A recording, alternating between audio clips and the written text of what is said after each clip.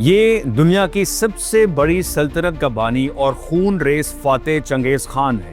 کون جانتا تھا کہ یتیمی میں پلنے والا یہ غلام لڑکا چنگیز خان ایک ٹائم پر دنیا کا طاقتور بادشاہ بن کر ابھرے گا۔ یہ ایک تاریخی حقیقت ہے کہ چنگیز خان نے 40 ملین لوگوں کو مارا۔ تب اچانک موسم سرد ہو گیا کیونکہ دنیا کی آبادی کم ہونے کی وجہ سے کاربن کا اخراج کم ہو گیا تھا۔ چنگیز خان نے اس دور میں دنیا کی کل آبادی کا 11% ختم کیا تھا۔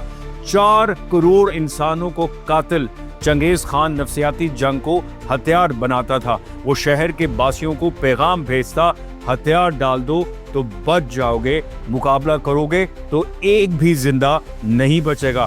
جو مان گئے بچ گئے، جو نہ مانے وہ صفائے ہستی سے مٹا دیے گئے۔ اس نے اپنی 100 بیویوں اور ہزاروں کنیزوں پر مشتمل ایک حرم بنایا ہوا تھا، اور آج چنگیز خان کروڑوں لوگوں کا باپ ہے۔ لیکن یہ بھی سچ ہے کہ چنگیز نے اپنے جس بیٹے کو جانشین چنا وہ اس کا خون تھا ہی نہیں۔ چنگیز خان کو اپنی زندگی میں 3 بڑے خوف تھے: کتے، اندھیرا اور خاندان کی بغاوت۔